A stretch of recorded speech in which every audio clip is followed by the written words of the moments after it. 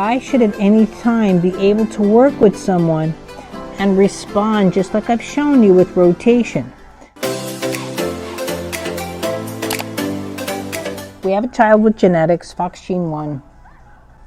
Most of you would see this, let's say, as a form of cerebral palsy, but it's genetics. Most genetics are low tone, whereas trauma is high tone. So when you have a high tone child, it sometimes gets overlooked of them not looking for the genetics. So when you're looking at the body, right, we don't think about what it's like to get out of bed because we just do it all the time. Now, when you have a person that's unable, when you're working with someone and you can see the common denominator, and this is where I wrote the book, You Can't Get to Mars Without Me, I should at any time be able to work with someone and respond just like I've shown you with rotation. That rotational movement should be all the way in the muscles, the sarcomeres. The myosin actin, the collection of ATP, is actually a synchronized rotational movement. It's not a sliding filament, it's a rotational filament.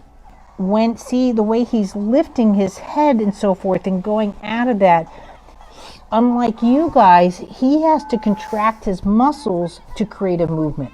You make a movement, so you have a buoyancy within your bones, and this is what I've been talking about, and it rises to the occasion, and as you're starting to rise to the occasion, these are vertebrae, by the way, and that's where the movement comes from, and you go into place.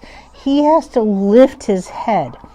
That's one of the biggest warning signs when you're looking at a baby, is no baby should lift their head. So if I see a baby and that's a complaint by the parent, they're not lifting their head, no, because it would be what I call the pubic bone strike, and that would lift up the whole body. But as you can see, lifting him up creates my mass. My might and has to supersede his mass if I want to work with him in such a way, right? So I had the dynamics of working with him.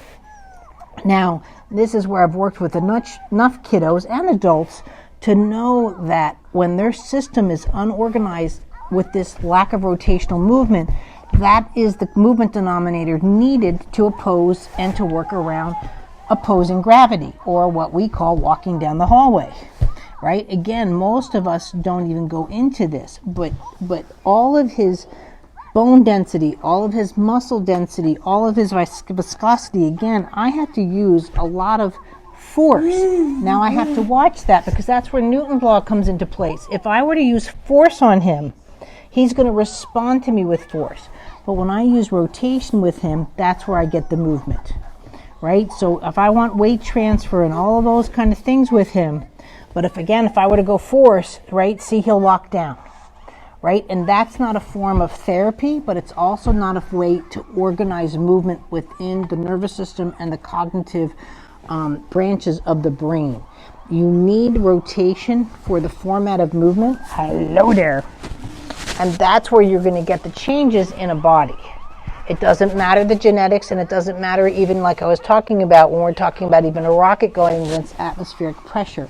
It is the same movement dynamics needed for escape velocity, just as it is for him to get off the table. So those movements in and around gravity have to be looked at, but all of his movements are organized to succumbing to gravity.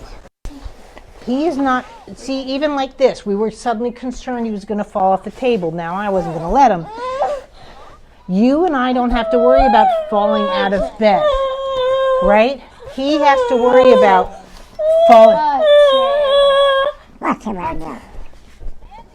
So he has to worry about every movement being a fall. And that is the difference.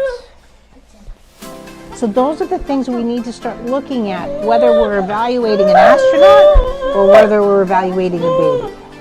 Thanks, guys.